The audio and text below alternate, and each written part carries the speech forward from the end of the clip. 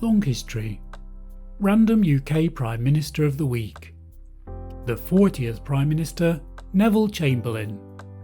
The World War II Prime Minister who did not bring peace in our time. Prime Minister from the 28th of May 1937 to the 10th of May 1940. Hello everyone, how are you? I hope you're well. And welcome to another episode of Long History's Random UK Prime Minister of the Week. This is our weekly series where we choose a Prime Minister and then answer such questions as who was this person, what did they achieve, how did they get in office, and how did they leave office. In that way we just hope to build up a bit of a profile of that person, so if it piques your interest, it's a springboard to start your own research. Just while you're here, as well as looking at Prime Ministers, here on Long History we take source documents from history and split them up into chunks of around 10 minutes. We've covered many famous explorers including Sir Francis Drake and Sir Walter Raleigh. So when you've listened to this episode about Neville Chamberlain, there's lots to explore here on Long History. But now let's get started with a look at Neville Chamberlain, who was the Prime Minister in the lead up to World War II. This is Random UK Prime Minister of the Week, the 40th Prime Minister, Neville Chamberlain, the World War II Prime Minister who did not bring peace in our time. He was Prime Minister from the 28th of May 1937 to the 10th of May 1940. Few pre-World War II Prime Ministers are as famous as Neville Chamberlain. Yet, few Prime Ministers are as famous for something so specific to history. He was the Prime Minister between 1937 and 1940, and this was perhaps one of the most historic and dangerous, even existential moments that any Prime Minister has ever had to face. He was the only Prime Minister to stem from England's second city, Birmingham, and he was promoted to the Premiership, but he never had his popularity tested. He never actually stood as Prime Minister in a general election. Faced with the prospect of the Second World War, he clearly tried to make the right choices, but, looking in the wrong direction, he was overwhelmed by a tsunami of events. So that's the introduction, but the first question we like to ask on Random UK Prime Minister of the Week is what was this person like? And I'd say that of the Prime Ministers covered by Long History so far, it was the most difficult to establish any firm sense of what Neville Chamberlain was like as a person. As I've said, he never faced the public test that a general election would bring, and anecdotes suggest that he was hard-working but not very likeable. He was a member of the Conservative Party, and at least in his 20s was said to detest the Labour Party. Neville Chamberlain came from a political family, and he loyally supported his father's views, and his father clearly had a strong personality, being an experienced, self-made businessman. Neville Chamberlain's older brother was also a successful politician, so it's tempting here to construct an image of a man driven, or at least somehow assisted by familial rivalry and ambition. He was married in the meantime to Anne de Vere Cole, who seems to have been the proverbial woman pushing the man forward. The two of them enjoyed walks in the countryside. Chamberlain enjoyed hunting and fishing, which are perhaps self-consciously gentlemanly pursuits of the era. There's nothing that stands out too much here other than that hatred for the Labour Party and a deep rift with Lloyd George after serving under his government early on in his career. Lloyd George himself was a relatively famous Prime Minister who was in charge during the First World War. Now, Neville Chamberlain's lack of affability is perhaps an unexpected quality in a Prime Minister, which perhaps explains both why he never chose to hold an election to legitimise his role and why support slipped and then collapsed away when he was tested by events. So Neville Chamberlain's personality is difficult to pin down, but certainly an interesting person. Now we'll step back and look at a broader view of the era and have a quick look at the issues of the time. And we're talking about the 1930s and the lead up in the 1920s, which of course are very weighty times and very hard to summarise. But here's an attempt. World War I ended in 1918, and afterwards there was something of a sigh of relief in the 1920s.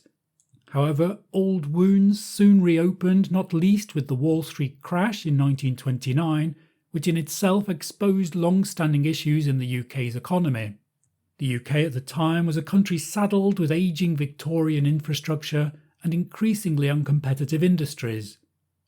The country was trying to embrace new technology, but was failing to stay ahead of more modern rivals such as the US.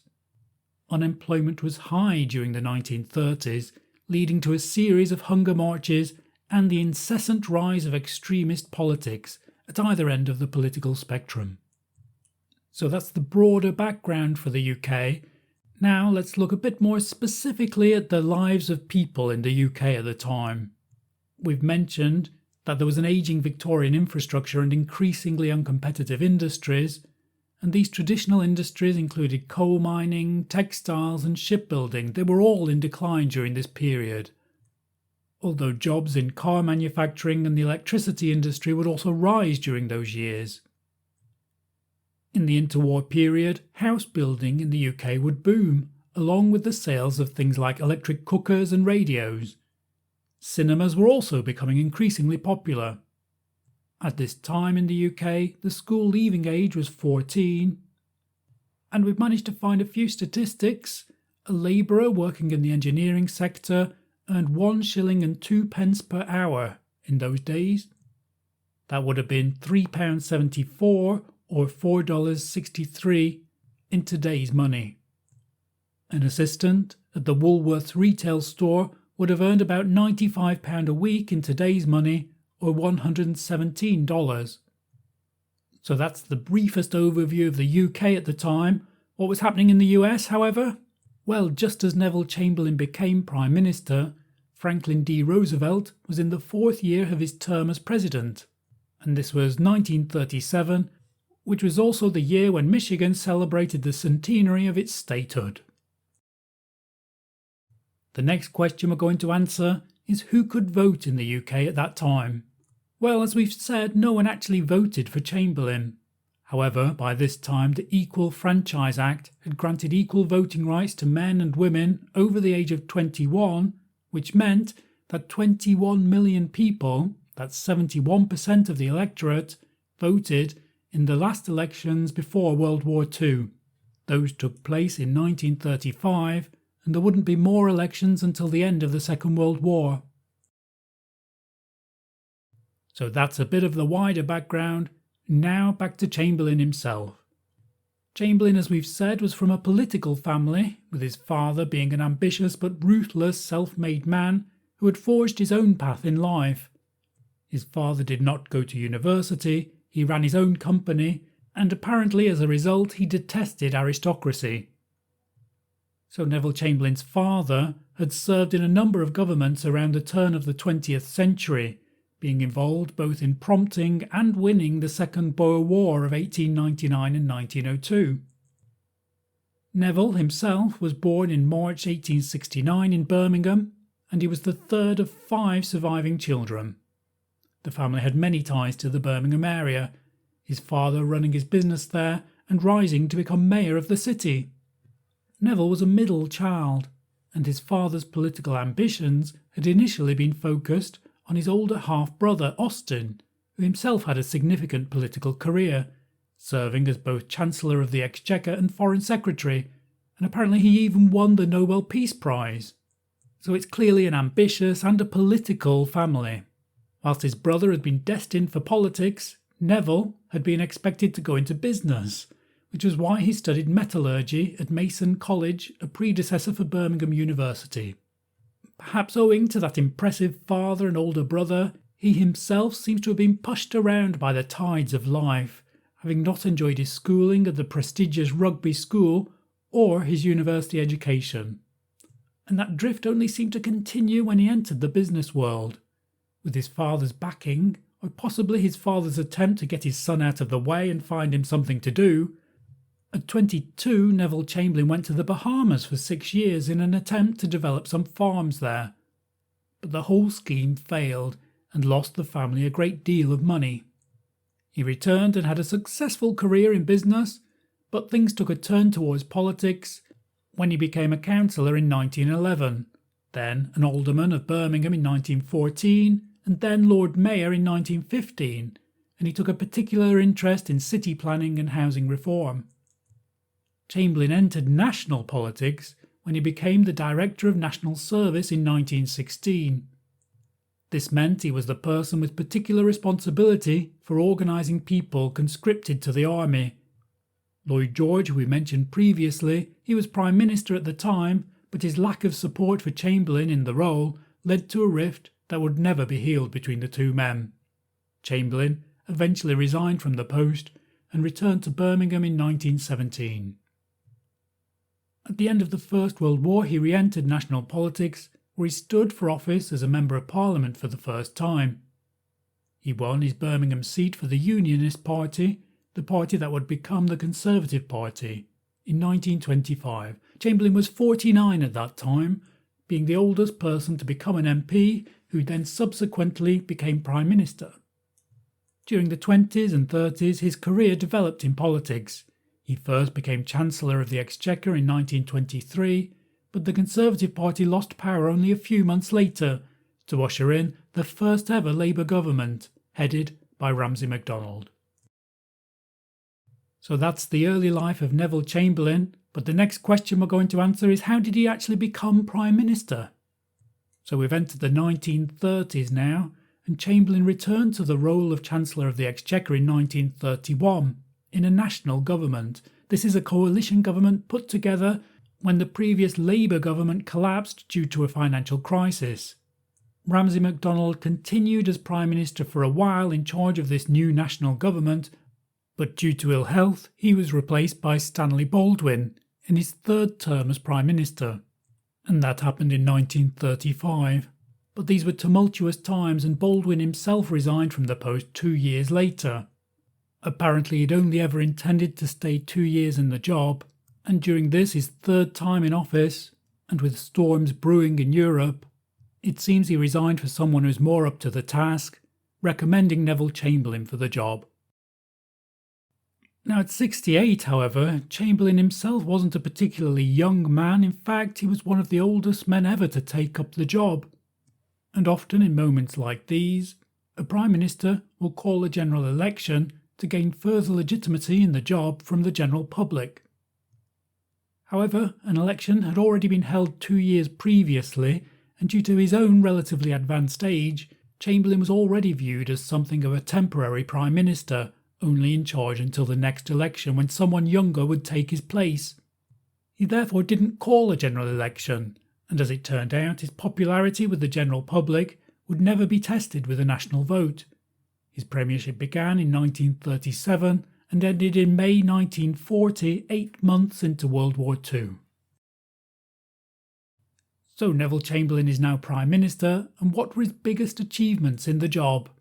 Well, perhaps I'm asking the wrong question there, because it's more about what he's famous for. And Chamberlain is undoubtedly remembered for the phrase "peace in our time," which he is reported to have said after returning to England triumphant because he had reached an agreement with Hitler, not realising that Hitler's signature was not worth the paper it was written on. Chamberlain was greeted as a hero for helping to avoid war. With the benefit of hindsight, however, he's been seen as credulous and even naive for assuming he could trust one of history's biggest tyrants. Nevertheless, the quote that he is supposed to have said is in fact a famous misquote. On the 30th of September 1938, he said, "I believe it is peace for our time." So it's not quite peace in our time as is famously mentioned. That quotation is from the 30th of September 1938, but on the 3rd of September 1939 is his other famous quote. Now if you want to see the whole quotation, I'm sure it can be found somewhere. But basically this is the quotation where he says that he'd asked the German government to withdraw its troops from Poland, but that they hadn't done so by the specified deadline. And as the quote says, consequently, this country is at war with Germany. So these aren't achievements as such, but they're clearly the reasons why Neville Chamberlain will be remembered. This is the reason why he's one of the most famous pre-World War II Prime Ministers, not least because he appears in practically every documentary about World War II. However, his Prime Ministership wasn't all about the war. He was Prime Minister for 3 years, and was apparently much more interested in domestic policy than foreign policy, even though foreign policy eventually dominated his downfall. He brought in holiday pay in 1938, and the 1937 Factories Act limited the hours that could be worked by women and children. Why did Neville Chamberlain stop being Prime Minister? Neville Chamberlain's response to the war, and the reason for the rise of his replacement, Winston Churchill, is one of the many much commented aspects of the Second World War, and the research done to put together this quick introduction to Chamberlain could never be up to the task. Apparently, Chamberlain's legitimacy as a war leader ended with his misquoted "peace in our time" gaffe. It was, of course, well-meaning, but sadly being well-meaning is a woefully inadequate characteristic for a war leader. Chamberlain had fought for peace, it could be argued, but this meant that when war broke out, he became a target for critics who said that he'd left the country woefully unprepared for conflict. Nevertheless, he stayed in office for 8 months after war was declared. Early campaigns did not go in the Allies' favour, prompting challenges to Chamberlain's leadership. As the war continued, support drifted away and then collapsed for Chamberlain, in favour of the more committed Churchill, who, it is perhaps worth noting, seemed to make all the right moves just as Chamberlain was making all the wrong moves. People wanted a man of the moment, and Winston Churchill was happy to fulfil that role. Chamberlain was replaced by Winston Churchill as Prime Minister on the 10th of May 1940, and he would die only 6 months later of bowel cancer at the age of 71. Why is Neville Chamberlain remembered? Well, he made the wrong call, clearly, but at least he tried to stop the war before it began. It doesn't seem that he was very well liked, and in making his agreement with Hitler he chose to put his trust in entirely the wrong man, and his own reputation suffered as a result. Nevertheless, he's remembered for his key role during those tumultuous times. That's just a brief introduction to Neville Chamberlain, Birmingham's only Prime Minister. Of course, even as I was reading this, I could tell that there were many details there that are missed out. There are many opinions about the events that took place here. So once again, please just see this as a starting point to do your own research if you're interested in this subject. Thank you for listening. If you've liked this episode, please do give it a like and share it if you can with any like-minded people. Thank you for listening. This was Random UK Prime Minister of the Week, the 40th Prime Minister, Neville Chamberlain, the World War II Prime Minister who did not bring peace in our time. Goodbye.